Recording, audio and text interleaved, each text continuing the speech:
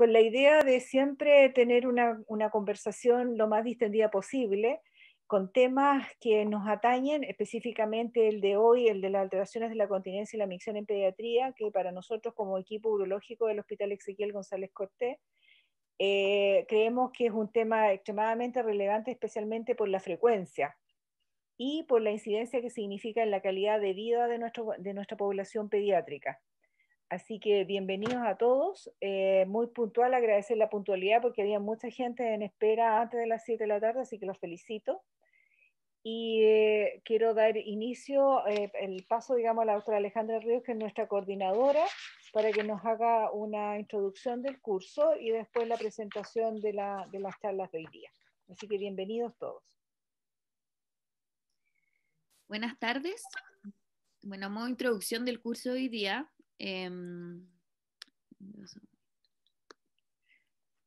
bueno, recordarles que este ya es el segundo de 3 cursos que llevamos haciendo durante el año. El último curso que nos quedaría, que tenemos programado para noviembre, es un curso sobre variantes del desarrollo sexual, que estaría a cargo del doctor López y la doctora Yankovic.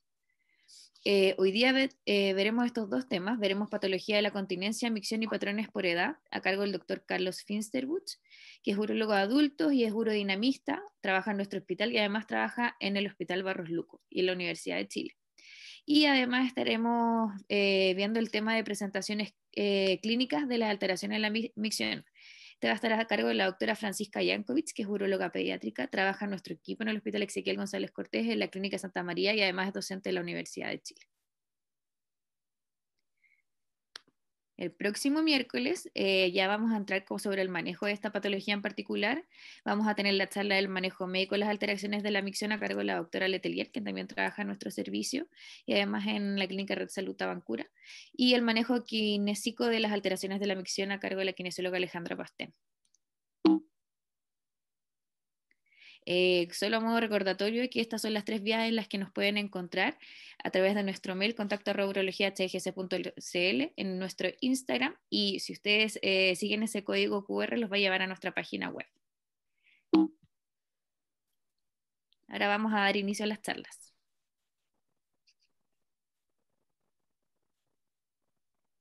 Hola, muchas gracias. Como me presentó, muchas gracias a la doctora Letelier y a la doctora Ríos. Esta charla es de un urólogo adulto trabajando en urología pediátrica y voy a hablarle básicamente de lo normal, o sea, qué es lo que nos pasa con nuestros niños, qué es lo que vamos a esperar, y como les acabo de decir, soy urólogo de adultos, así que vamos a partir desde mi zona de confort, o sea, vamos a partir de cómo orinamos. Vamos a hablar un poquito de la fisiología básica de la continencia de la micción, del ciclo miccional, y después vamos a ver qué pasa en los niños. Ya les pido disculpas de inmediato a los que han visto alguna charla mía, porque las primeras diapositivas las van a ser muy conocidas, pero esta es la imagen clásica de Blaipas, en que vamos a ver cómo funciona la vejiga cuando contiene y cuando orina. ¿De qué es lo que partimos? El ciclo miccional se compone de una fase de continencia y una fase miccional.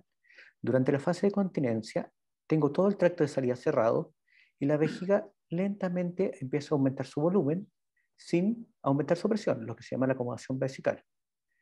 Al mismo tiempo, el tono del piso pélvico empieza a aumentar para aportar al tracto de salida, mientras que la presión, en realidad, es la fuerza que me ofrece el tracto de salida, aumenta. ¿Hasta cuándo? Hasta que yo voluntariamente decido orinar. Cuando decido orinar, se abre el tracto de salida, el piso pélvico se relaja y la vejiga hace suficiente fuerza para tener un buen flujo urinario, como vemos acá. ¿Hasta cuándo? Hasta que terminamos de orinar, y en ese momento nuestra vejiga va a relajarse, nuestro tracto de salida se va a cerrar y la actividad del piso pélvico va a aumentar nuevamente. Por lo tanto, recalcando lo anterior, tenemos el ciclo miccional, que se compone de una fase de continencia o de llenado y de una fase miccional propiamente tal o de vaciado. Para que esto funcione, es necesario que la vejiga y el tracto de salida estén coordinados. ¿Ya? El tracto de salida debe relajarse cuando la vejiga se contrae y viceversa. Entonces, un cuadro de resumen de las funciones tanto de la vejiga como el tracto de salida durante la continencia y la micción nos diría algo así, que durante la continencia la vejiga permite el llenado sin aumentar su presión de almacenamiento. Y El tracto de salida mantiene alta su resistencia para impedir la incontinencia de orina. Por otra parte, durante la micción, la vejiga sobrepasa la resistencia pasiva del tracto de salida, o sea, se convierte en un conductor con una resistencia fija, y el tracto de salida aumenta su conductancia para permitir alto flujo urinario a baja presión. Esto tiene un control que es difícil y es parte importante de lo que vamos a entender. ¿Por qué? Si se dan cuenta, este es el control que vemos en el sistema nervioso central, especialmente en la parte encefálica, que tenemos que el lóbulo frontal nos da una parte consciente de la micción. El sistema límbico le da una connotación emocional al ciclo miccional. Hay otras estructuras que, como el tálamo, que regula la excitabilidad, la base, el hipotálamo regula los patrones orgánicos, el cerebelo regula las eferencias del córtex, monitoriza las eferencias, y la formación reticular integra. O sea, estamos hablando de que solamente a nivel encefálico ya le hemos nombrado 7 sistemas que están involucrados en esto. O sea, para llegar a esto no es una cosa que se logre de un momento a otro. Ahora, viendo un poquito más de lejos, viendo cómo funciona el sistema de la inervación de esto, es para mostrarles que a través de los nervios hipogástricos del sistema simpático nos va a ayudar a relajar el detrusor y contraer la parte esfinteriana, ¿ya? Mediante el uso de neurotransmisores excitatorios, en este caso la noradrenalina. Los nervios pélvicos van a usar a través de receptores muscarínicos acetilcolina. O sea, van a entregar a los receptores muscarínicos acetilcolina. ¿Para qué? Para que se contraiga el detrusor. O sea, esto nos va a ayudar a que se vacíe la vejiga. Y otra parte muy importante es la parte somática. Este es un nervio somático, el nervio pudendo, que nos entrega control del esfínter estriado, nuevamente acetilcolina, pero es una placa motora, que no, un receptor nicotínico, que no se diferencia mayormente del que podamos tener en un brazo. ¿No? O sea, esto es control voluntario de la micción. Esto es solamente para entender cómo están los sistemas integrados. Nuevamente, viendo que arriba, en la parte encefálica básicamente nos da el aporte cortical y los centros de coordinación y de excitación. A nivel de tórax lumbar, la parte simpática nos da la relajación a través de fibras adrenérgicas. Abajo, en el nivel sacro, en la parte parasimpática nos da la contracción a través de fibras colinérgicas muscarínicas, y la parte somática a través del nervio pudendo, con la coordinación del núcleo de Onu, nos da la inervación de esta placa motora que tenemos los receptores nicotínicos en el esfínter estriado. Solamente para entender más o menos cómo funcionan algunos de los medicamentos que usamos, vamos a tener este zoom al detrusor, donde vemos que los nervios parasimpáticos, a través de los M2 y M3, tienden a la contracción del detrusor, ya sea directamente el M3 por un nivel de inositotrifosfato medio por proteína C, o por inhibición de la acción relajante del nervio simpático, que usa esta norepinefrina que veíamos, este receptor beta 3, que aumenta la actividad de la adenilatociclasa y aumenta el AMP cíclico, nos permite relajar. Esto es una parte importante, lo muestro porque tenemos control farmacológico de ellos, pero acá mismo ya se nos colgó el receptor de purina que funciona en ATP, de ahí funciona la prostaglandina, hay neuropéptidos que funcionan a nivel de la vejiga, de la mucosa, el intersticio. Esto es solamente una visión general de cómo estamos funcionando. Y con esto vamos a llegar a nuestro ciclo miccional normal. Lo siento, yo soy urodinamista, les tengo que mostrar una curva urodinamica donde vamos a dividir acá entre la continencia y la micción. Durante la continencia, vamos a tener que cualquier presión que tengamos en la vejiga no va a generar ningún flujo. Eso significa que no vamos a tener incontinencia. También el detrusor, como es esta curva de presión de acá, va a estar relajado. Por lo tanto, no vamos a tener un detrusor que se contraiga cuando no tiene que contraerse. Y de acá para allá vamos a ver la fase miccional. Durante la fase miccional vamos a tener buenos flujos parecidos a este, que es un flujo de 25 ml por segundo, sin mayor apoyo del abdomen, sino que va a ser una pequeña contracción del detrusor, lo que me permita el vaciado completo. Eso es lo que yo debería ver desde el punto de vista del funcionamiento vesical y a través de la urodinamia. Ahora, es mucho más fácil que nosotros tengamos disponibilidad de una uroflujometría, que es un examen que uno puede pedir a nivel de atención primaria, tal vez tenga que hacerse en forma privada al paciente, pero está disponible, y vamos a tener estas curvas de flujo grandes como campanas de alto flujo, con harto volumen y con una relajación de la actividad electromiográfica del piso pélvico. Si logramos esto, lo más probable es que tengamos un sistema que está funcionando perfectamente bien. Ahora, volviendo a lo que nos trae acá, ¿qué pasa con los niños? Los niños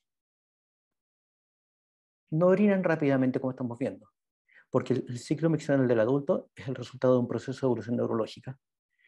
Inicialmente, todo tiende a ser vaciado.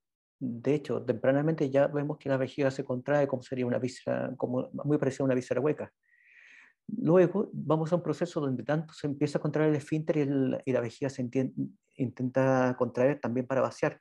Es un proceso que nos hace recordar las disinergias esfinteriana. Y luego finalmente llegamos a la coordinación.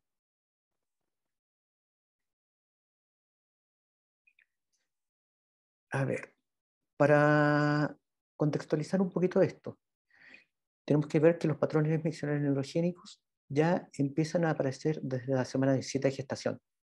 Ya a la semana 30 vemos inervación adrenérgica dentro de la vejiga.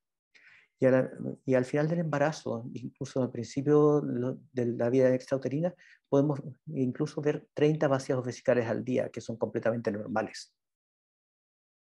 Entonces, respondiendo más o menos cómo orinan los niños, al nacer, presentan vaciados intermitentes y parciales, a altas presiones y bajos volúmenes, y al crecer van logrando un vaciado completo de alto flujo y baja presión. ¿Cómo se logra la continencia? Primero, lo que vamos a ver en los lactantes es que empieza a aumentar la capacidad vesical. Con eso baja la cantidad de vaciados que tienen durante el día. Ya a los 2 años tenemos bien desarrollado el control inhibitorio de vaciado por estimulación esfinteriana. Estimulación esfinteriana significa todo, ¿no? Ya acción nerviosa simpática, pero eso ya se va a ver más a los 4 años. Acá vamos a ver más, somática. Vamos a ver acción simpática, inhibición de la vejiga por acción de noradrenalina y efectos sobre los receptores alfa del cuello vesical. Y después ya vamos a ver definitivamente la inhibición cortical del detrusor. Esto quiero mostrárselo para que entendamos más o menos qué es lo que nos pueden decir los niños. Este es un trabajo que nos hablaba de los patrones miccionales de los niños, de Jansson. Tiene varios trabajos en cuanto al mismo tema a distintas edades.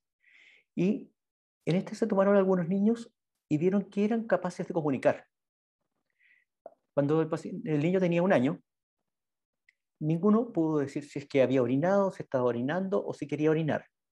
Cuando ya tenía 1 año y medio, muchos de estos niños podían decir que habían orinado o que estaban orinando en el momento, y muy pocos lograban decir que querían orinar.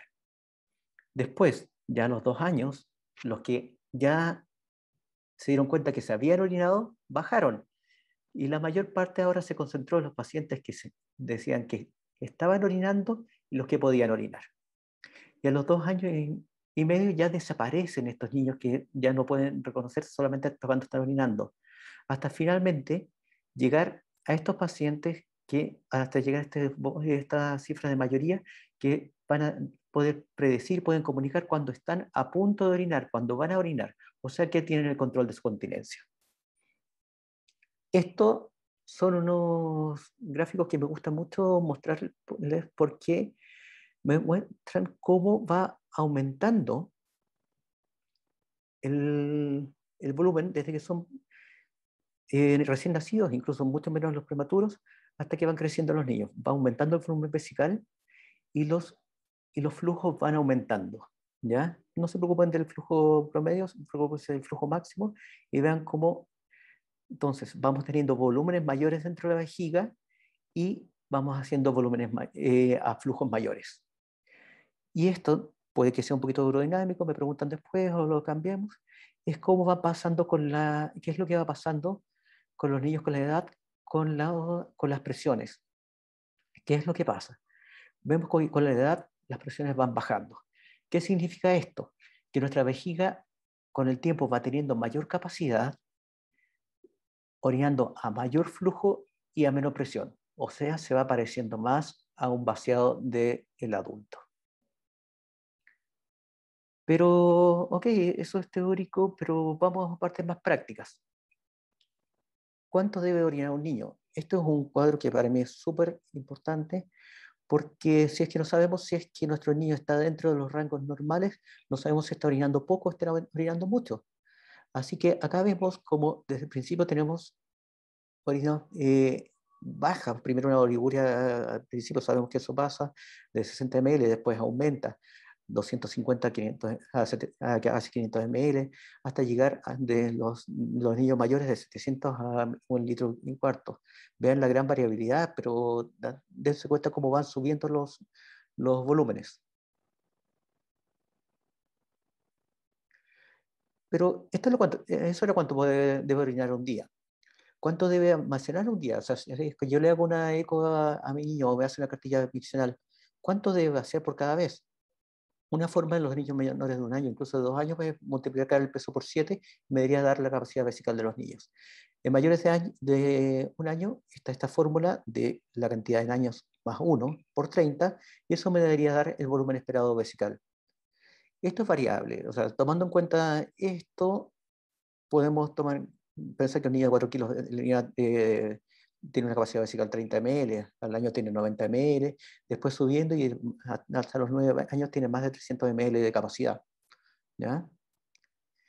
Así que esto es interesante porque son cifras que nos pueden acercar a lo que tiene que tener un niño en su vejiga, pero la variabilidad de esto es muy grande. Lo que sí, en general, se mantiene con residuos convencionales bajos, pero entonces tenemos volúmenes que tenemos una cantidad variable, pero que podemos calcular y que va aumentando con la edad, más o menos 30 ml por cada año. Entonces, sabiendo esto, ¿cuándo esperar la continencia? Tener bien claro que la continencia urinaria diurna típicamente se logra a los 4 años de edad, después viene la nocturna y generalmente se logra finalmente todo este proceso entre los 5 y los 7 años de edad. Entonces, siguiendo lo mismo que habíamos hablado, ¿cuántas veces deben orinar los niños? Entonces, vamos a ver qué dice la ICCS. Los aumentos de frecuencia miccional en los niños se consideran como más de 8 micciones al día. O sea, si ya tengo micciones mayor a 8, ya podría poner un ojo y pensar que ese niño está orinando muchas veces. Y la frecuencia miccional baja se considera menos de 8 episodios. Ahora, nuevamente, tenemos que verlo en el contexto de todo lo que hemos hablado antes. Si es que mi niño está con una poliuria, yo esperaría que con una capacidad vesical normal tuviera mayor de 8 micciones. Puede pasar. También si está deshidratado pueden tener menos micciones y tiene el mismo volumen.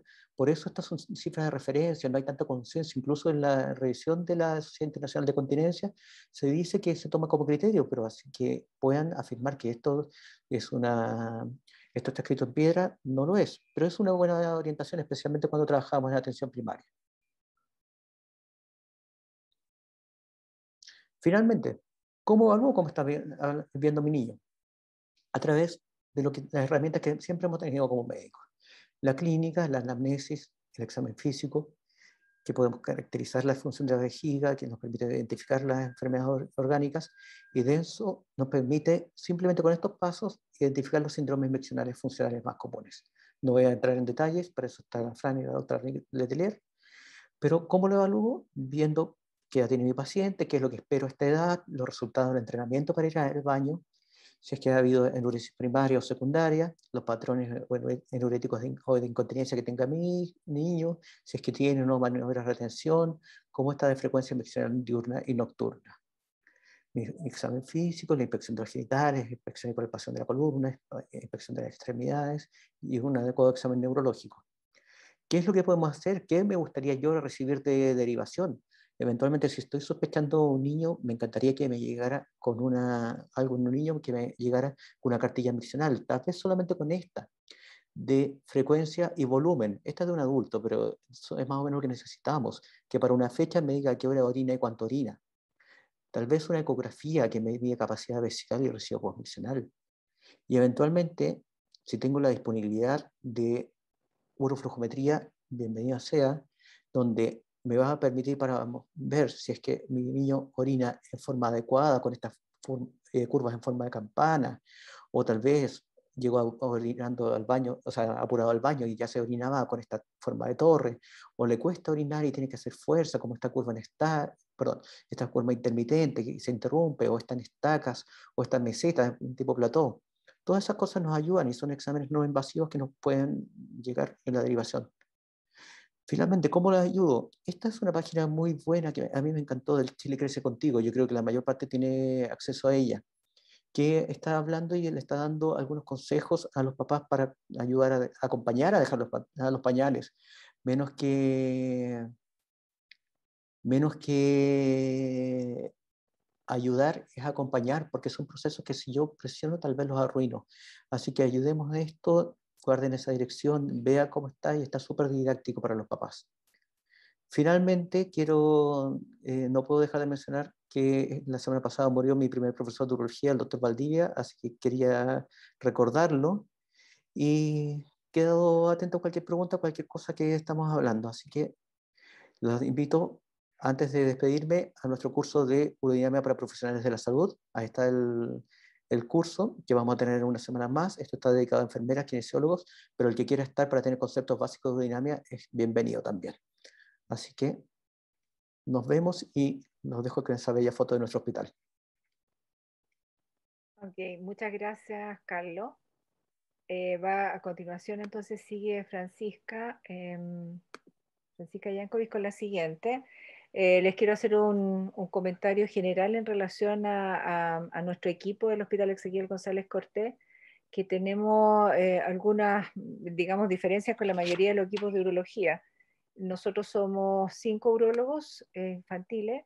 Tenemos agregado al doctor Carlos, que estaba dando la charla recién, que él es urólogo adulto, como dijo, y urodinamista, y además es un plus que tenemos la interacción con él a través del policlínico de transición. Entonces yo creo que es un gran aporte que lleva poco tiempo con nosotros, pero que es un gran aporte al crecimiento de nuestro equipo. Y en forma también, digamos, agregada a nuestro grupo de urología, tenemos un cirujano general en el fondo, un cirujano infantil, que es la doctora Río, que también nos conecta con las otras especialidades quirúrgicas.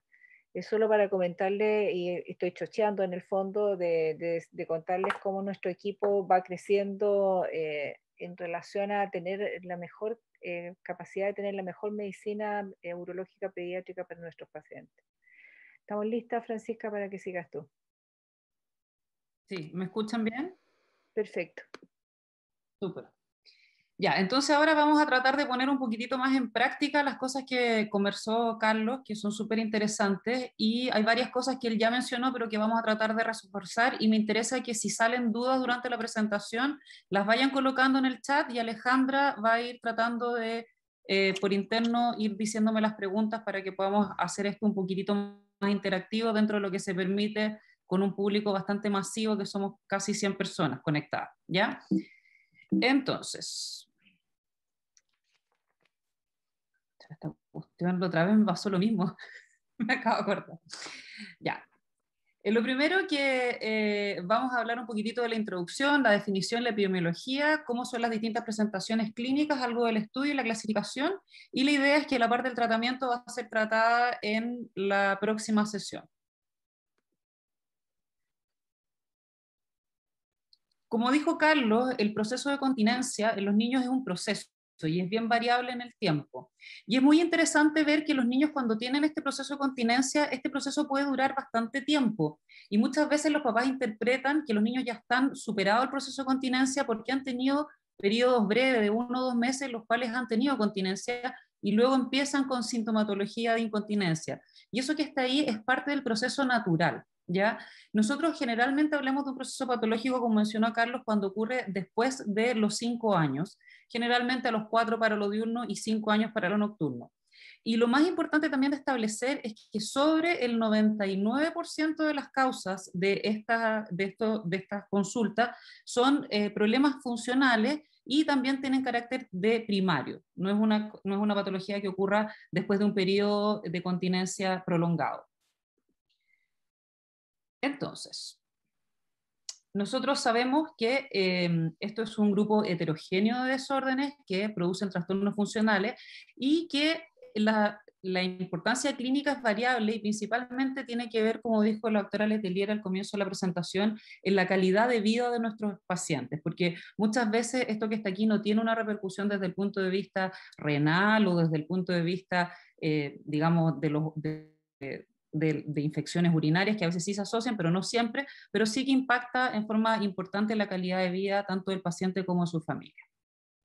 Entonces, tenemos que también esto es algo muy importante porque representa cerca del 40% de la patología urológica pediátrica. Nosotros sabemos que es más frecuente en las mujeres y nosotros sabemos que esto que está aquí demanda gran parte de la consulta urológica pediátrica y también es un motivo de consulta muy frecuente en atención primaria. Entonces, para nosotros es súper importante que a nivel de atención primaria se pueda hacer un manejo porque, como mencioné previamente, sobre el 99% de estos niños no tienen ninguna alteración patológica que requiera algún estudio invasivo o alguna acción terapéutica más invasiva que simples medidas generales que con rigurosidad y con conocimiento se pueden aplicar en todo nivel. ¿Ya? Perdón por esto, que no sé qué le pasa, pero vamos a obviar que se va de una diapositiva a otra.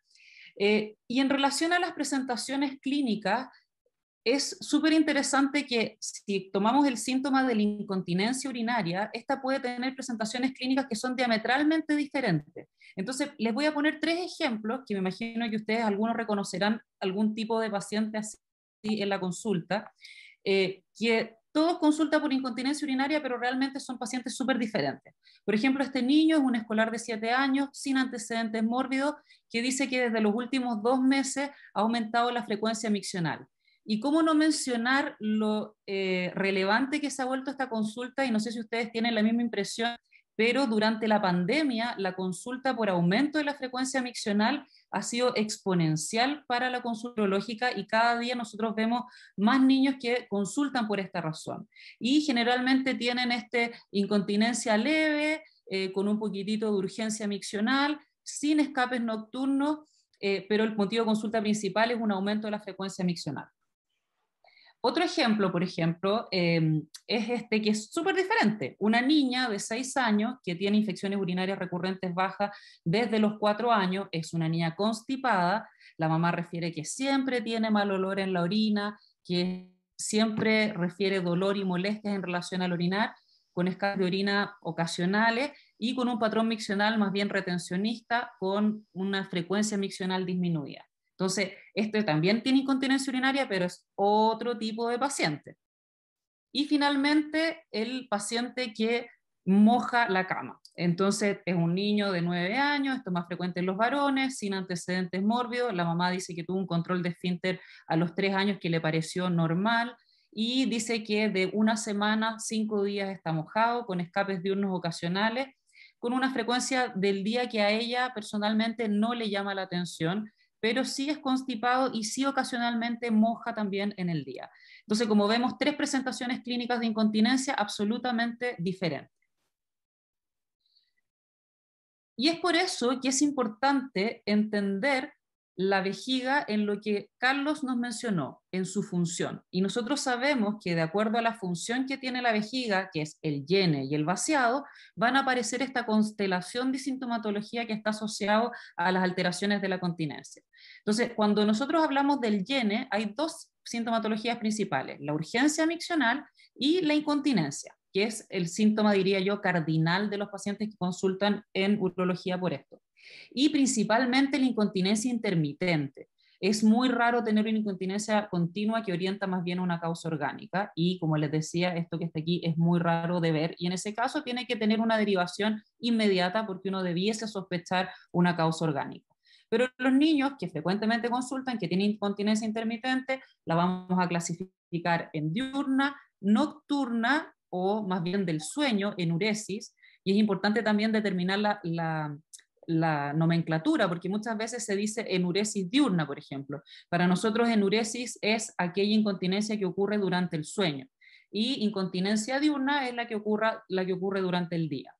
Pero muchas veces estos tipos de incontinencia son mixtos, o sea, hay sintomatología tanto en la noche o en el sueño, porque también un niño puede tener incontinencia, por ejemplo, durante la siesta, y también es un tipo de enuresis, y también incontinencia cuando el paciente está despierto.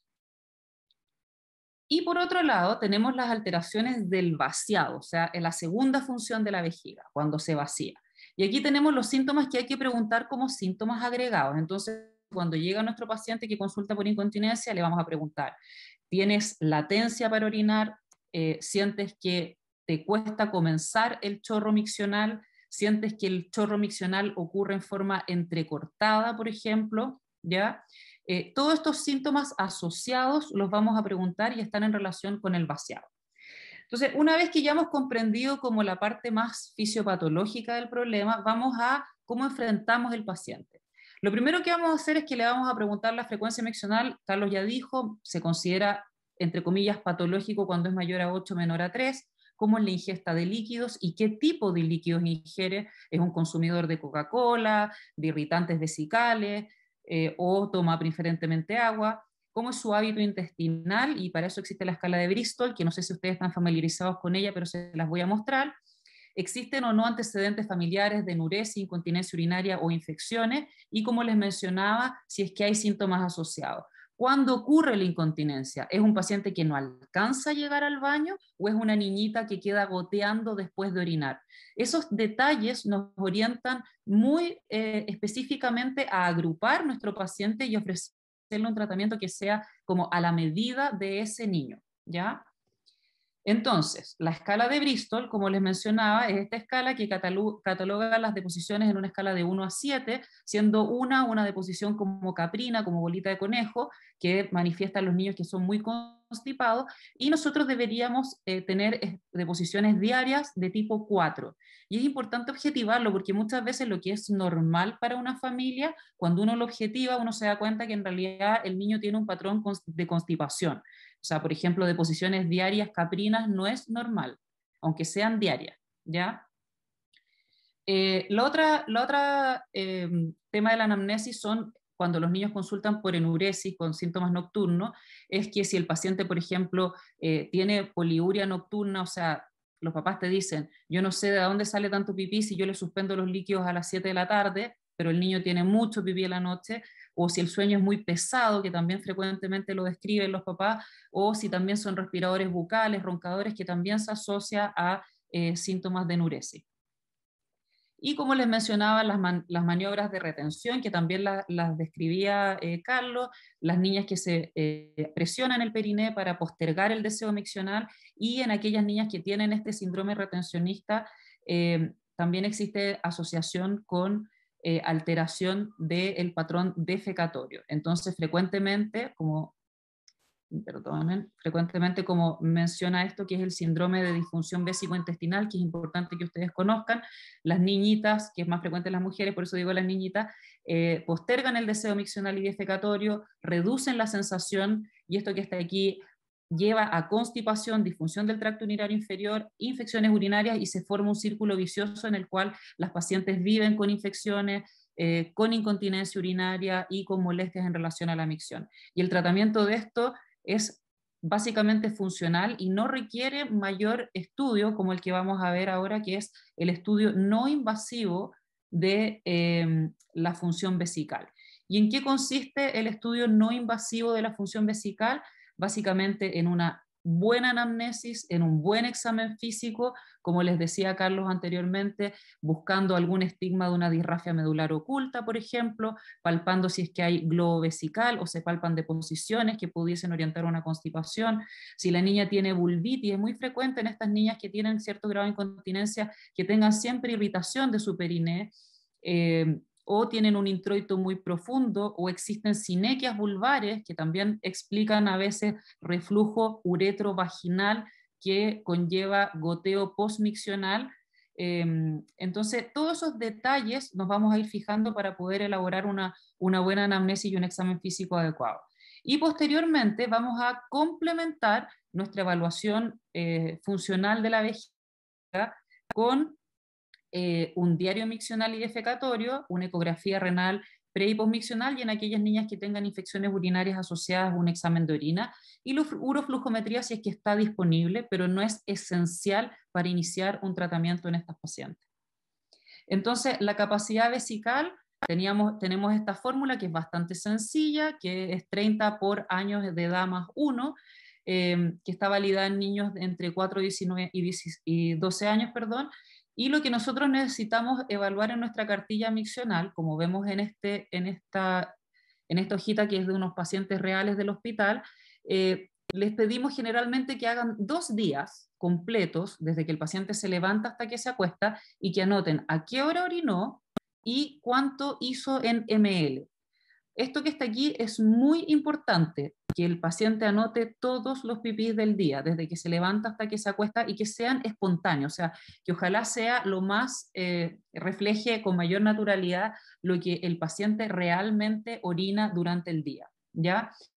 Y cuando tenemos síntomas nocturnos asociados, pedimos una cartilla de enuresis o una cartilla nocturna en la cual vamos a anotar los días que el paciente se moja, y hay algunos que hacen soles y paragüitas o lluvia, o simplemente cruce. Y en aquellos niños que de frentón están en pañales, también les pedimos que si es que pueden hacer un peso de pañal durante una semana para estimar la cantidad de orina que produce ese paciente en la noche, para ver si tiene asociado poliuria nocturna. Entonces, tenemos anamnesis, tenemos examen físico, tenemos cartilla miccional, ecografía renal y vesical pre y postmiccional. Y es importante solicitarlo así. ¿Por qué? Porque nos permite ver, bueno, la anatomía general, si es que es aquellos casos raros en que existe alguna otra alteración anatómica asociada, el grosor de la pared vesical, el volumen vesical y también el residuo postmiccional, que nos interesa mucho antes de instaurar cualquier tratamiento. Estas pacientes con micción disfuncional frecuentemente orinan apretando el esfínter y por eso dejan residuo postmiccional. Entonces, una vez que ya hemos elaborado nuestra anamnesis, examen físico, ecografía, vamos a poder clasificar nuestros pacientes dentro de algún patrón. Entonces, por ejemplo, el primer paciente que les mencionaba claramente cae en la vejiga hiperactiva. ¿Cuáles son los síntomas principales de la vejiga hiperactiva? El niño tiene urgencia miccional, tiene un aumento de la frecuencia miccional en general durante periodos variables, y se debe habitualmente a un detrusor hiperactivo con incontinencia de urgencia, y estos niños no tienen alteración del vaciado y no tienen residuo postmiccional. ¿Ya? Entonces, este es un tipo de paciente de vejiga hiperactiva. Yo les voy a decir que en vejiga hiperactiva el factor como emocional o social es muy importante. ¿Por qué? Porque muchas veces nosotros vemos niños que tienen vejiga hiperactiva que se agudizan los síntomas, por ejemplo, exclusivamente en la casa, y en el colegio los niños no tienen ningún aumento de la frecuencia miccional. O, por ejemplo, esto que está aquí se agudiza frente a cambios de casa, etc. Entonces, ese componente también es importante, y muchas veces instaurando una uroterapia, algún tratamiento solamente de hacer una cartilla, con hacer un registro miccional, muchos pacientes se mejoran de la sintomatología. Así que además de tener un fin diagnóstico, también es terapéutica nuestra cartilla miccional. Otros tipos de alteración es el caso número 2, que les mencionaba, de la niñita que tiene infecciones urinarias, que tiene un patrón retencionista con disminución de la frecuencia miccional, y esto que está aquí es frecuente de la micción disfuncional. Entonces son chicas, habitualmente mujeres, que al orinar contraen el esfínter durante la micción. Y esto que está aquí lleva a un chorro entrecortado, una alteración de la fase de vaciado con un residuo postmiccional elevado, lo cual se asocia frecuentemente a constipación, con colonización del tracto urinario inferior por bacterias, infecciones urinarias e incontinencia asociada. Otro ejemplo son, por ejemplo, los niños que son posponedores de la micción, que muchas veces pueden tener síntomas de hiperactividad y también de micción disfuncional. Y como les mencionaba, tipos menos frecuentes, pero que es importante porque solo con una buena anamnesis uno puede diagnosticarlo, es por ejemplo la incontinencia por reflujo vaginal, que característicamente son niñitas que tienen goteo postmiccional, y esto es porque tienen un introito profundo, niñitas más bien gorditas, o presencia de sinequias vulvares que hacen que la orina se devuelva a la vagina y después la niña cuando se levanta después de la micción queda goteando. Y otro tipo que es bien particular y especial es la incontinencia de la risa, que muchas veces se asocia a vejiga hiperactiva, pero a veces es solamente pacientes que cuando se ríen tienen incontinencia urinaria y tienen un tratamiento que es diferente al de la incontinencia por vejiga hiperactiva. Y otro grupo es los niños que consultan por enuresis, ¿ya? Y nosotros sabemos que en los niños que tienen enuresis existe un factor genético importante, sobre el 90% de los niños que tienen enuresis tienen algún familiar directo que tiene también enuresis. Muchas veces coexisten síntomas diurnos que son como subestimados, por decirlo así. Muchas veces los niños orinan, por decirte, no sé, de repente 10, 15 veces en el día a volúmenes pequeños y los papás lo consideran eso normal y uno se da cuenta que en realidad la vejiga es más bien pequeña, o también hiperactiva, y puede haber hiperactividad del detrusor tanto en el día como en la noche. Hay muchos de estos niños que también tienen poliuria nocturna, o sea, producen mucho pipí en la noche, y eso se piensa que puede ser por un déficit relativo de la hormona antidiurética. Y también existe toda una línea de pensamiento que la enuresia es más bien un factor de un trastorno primario del sueño, que sería lo que condicionaría que estos chicos tuviesen alterado el mecanismo del despertar y por eso finalmente se orinaron. Entonces, una vez que nosotros hemos catalogado a nuestros pacientes dentro de un grupo vejiga hiperactiva, posponedor, etcétera, o una enuresis monosintomática o una enuresis mixta, vamos a poder enfrentarnos mejor a lo que es el manejo, que va a ser el motivo de nuestra próxima reunión. Así que ahora voy a dejar de compartir para que podamos vernos y ver si hay alguna pregunta, duda.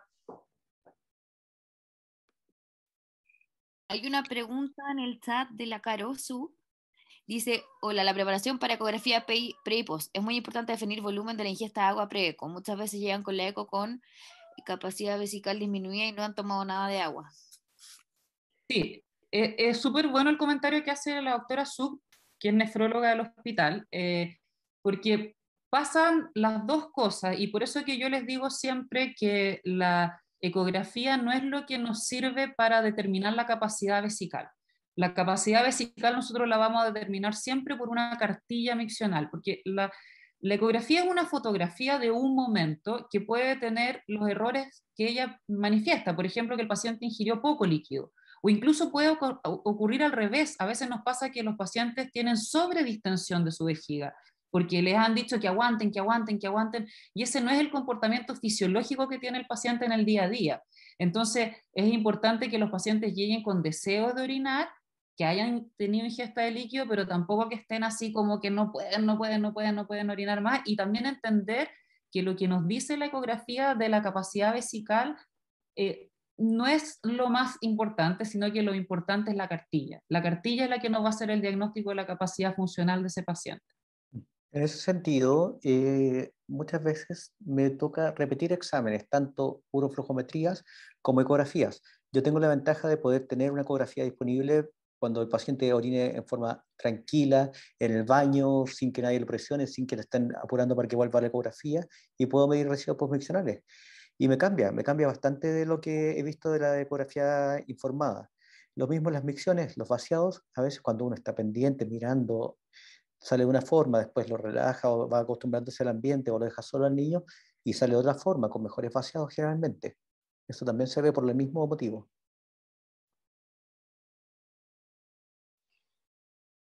Hay un par de preguntas más en el chat.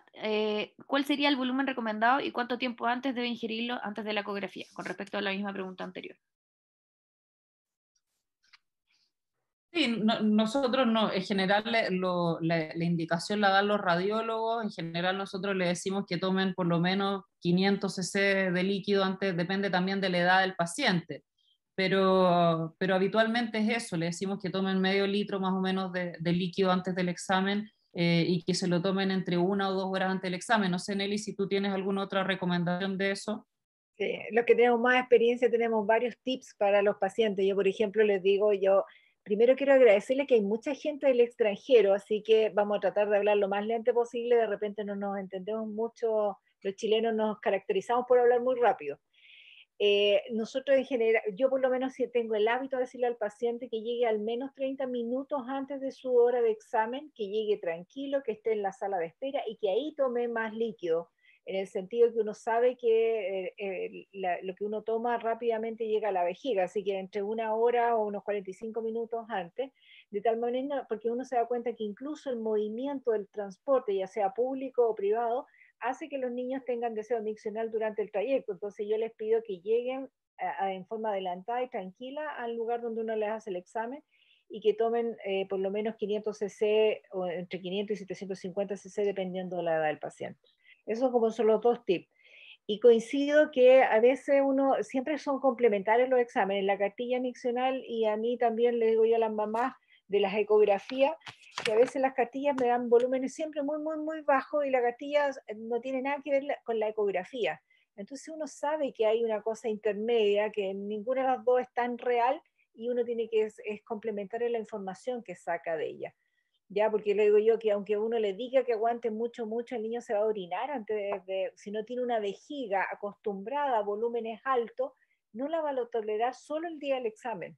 Ahora, es cierto que hay niños que tienen esfínter bastante competentes que pudiera ser que aguantaran, pero la mayoría no lo va a hacer. Entonces uno tiene que sacar una medida intermedia entre lo que me cuenta la cartilla, que en la cartilla uno también tiene sus tips en decirle de que no sea solo una aislada, sino que al menos pedirle 3 o 4, porque yo les cuento que las primeras 1 o 2 veces los niños están súper entretenidos porque saben que tienen a los papás preocupados de hacer la cartilla y orinan y orinan, orinan porque es una entretención y llamar la atención en relación a algo que están pendientes de ellos.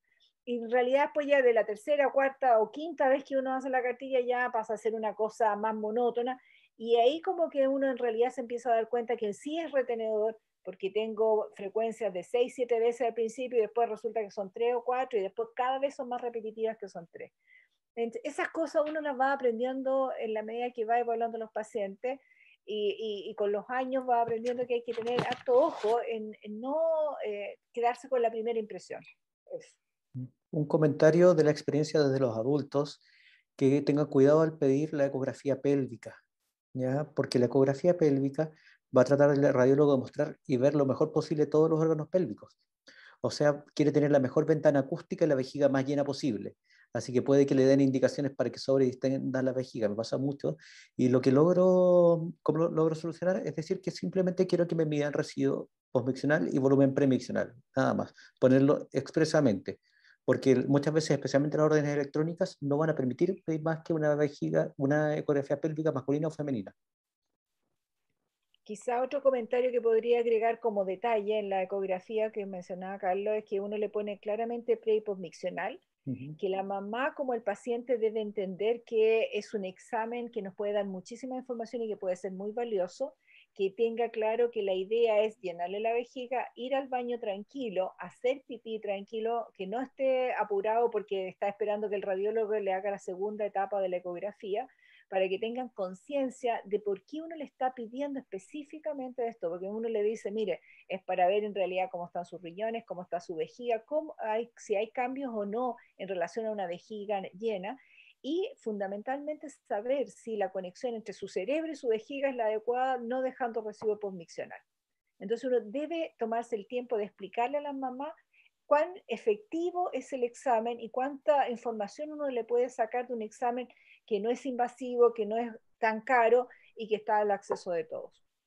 Así que porque esto tienen que entender que este curso está diseñado específicamente para la atención primaria, fundamentalmente para aquellos pediatras generales. Yo agradezco porque veo presencia, saludo a la doctora Baquedano, tenemos urólogos también presentes, tenemos becados y posbecados en esta reunión en este momento, pero fundamentalmente entender de que si ustedes le van a pedir la ecografía, ojalá sea con estas condiciones para que tenga y no nosotros estarlas repitiendo cuando vienen, digamos, a la consulta con el urólogo. Hay otra pregunta más, que si un bebé, un lactante de 10 meses que moja 4 pañales en el día, pero en la noche no moja, si eso se considera normal o no, si se puede considerar madurez. No sé si alguien quiere hacer un comentario, yo lo hallo complejo. Yo a las mamás les digo que uno es feliz pensando que el niño no orina en la noche y la verdad que es un flaco favor tener chiquillos que controlen tan precozmente y dejen de orinarse en la noche porque significa que pudiera ser, que ojalá sea solo la noche, ¿sí? Pero hay niños, cuando nosotros tenemos estos niños con grandes disinergia o con un esfínter extremadamente competente, es complejo el manejo de estos pacientes. En relación a esta pregunta en particular, 10 meses, hay niños que son más precoces y yo no me preocuparía siempre y cuando no tuviera sintomatología asociada y no tuviera una repercusión en las imágenes ecográficas. Va a tener la suerte de sacarlo precozmente probablemente los pañales, pero ojo, que es lo mismo que cuando uno les dice a la mamá en relación a la percepción que tiene el niño del control de esfínter, que hay mamás que pueden ser muy agradables, muy, digamos, muy adecuadas, pero la percepción y la recepción de la información en el cerebro de ese niño es compleja para el control de esfínter y entiende que no tiene que orinar casi nunca más cuando uno le está diciendo avísame cuando quieras hacer pipí, avísame cuando quieres pipí, y se nos va al otro extremo. Entonces sabemos que estas disfunciones miccionales en relación al control de esfínter es complejo manejarla y hay que estar al ojo con eso. Solo no sé si alguien más quiere hacer algún comentario en relación a este tema en particular. Agregar alguna Sí, más. o sea, yo quiero recalcar la variabilidad del proceso de ganancia y continencia.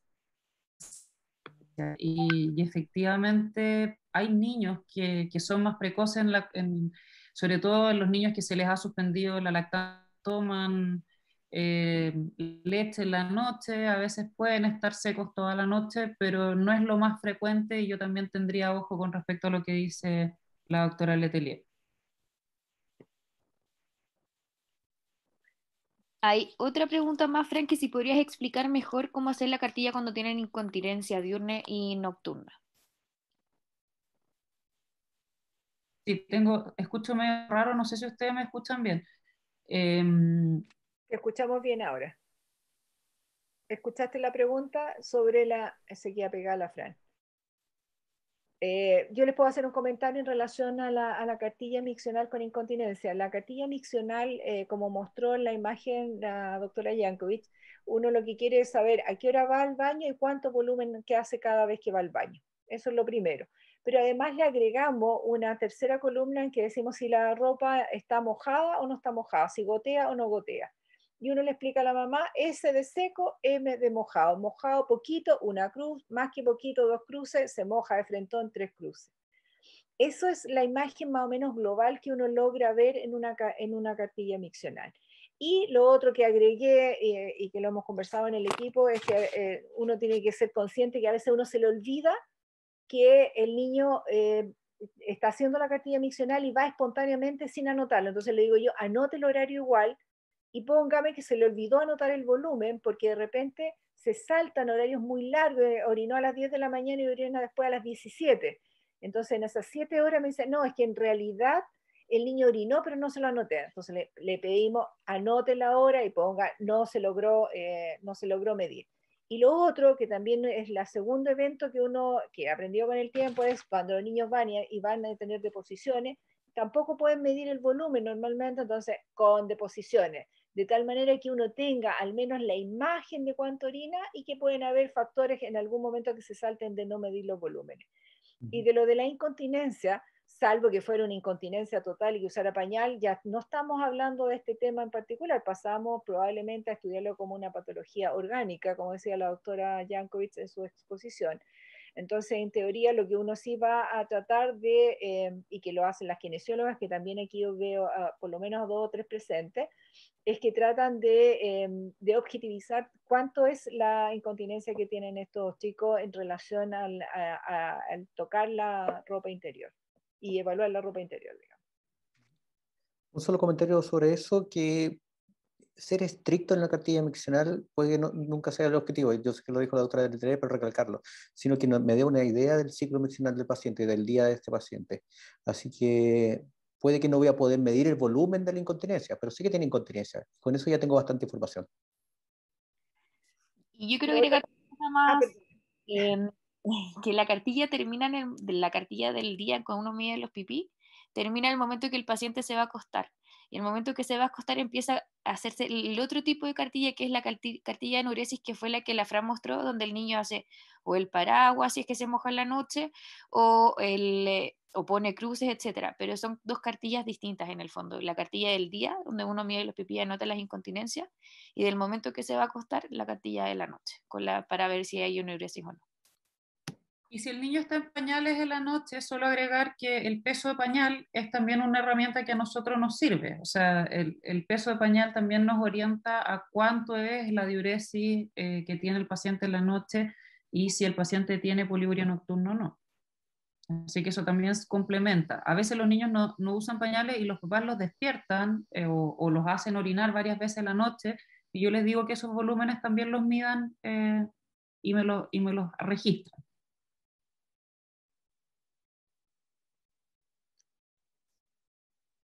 Eso, ¿alguna pregunta? ¿Alguien especial? ¿Está abierto los micrófonos? Tenemos 5 minutos todavía para que vamos, si no vamos cerrando. Les recuerdo que nos vemos el próximo miércoles, mismo horario, tratando de hacerlo lo más activo posible. Va a ser el manejo, las medidas generales de manejo y vamos a tener una kinesióloga con nosotros. Agradezco el saludo por interno de una kinesióloga que está en Punta Arenas, así que se sintió saludada. Hay varios más, está la Ale Goodies también ahí, así que muchas gracias por las preguntas, gracias por la presencia, por la atención. Si hay duda, no, tenemos la página de nuestra unidad que está disponible porque nos pueden seguir haciendo preguntas si se les ocurre antes de la próxima semana. Si no, excelente, digamos, volvernos a ver el próximo miércoles, mismo horario, mismo canal. ¿Ok? Nos despedimos. Quiero Muchísimas gracias. aprovechar, ya que somos pocos, saludar a la doctora Baquedano, que es tanto de cumpleaños. Está con nosotros hoy día, que ya le he saludado 2 veces, pero además está de cumpleaños. No le vamos a cantar cumpleaños feliz porque le vamos a mandar otro saludo. Muchas gracias, saludos. Felicito al Exequiel, a mí me gustan estas instancias académicas y en eso el Exequiel la lleva, como dicen. Así que siempre se agradece. Muchas gracias. Chao. Ya, nos vemos entonces próximo miércoles, 19 horas. Que estén bien. Chao.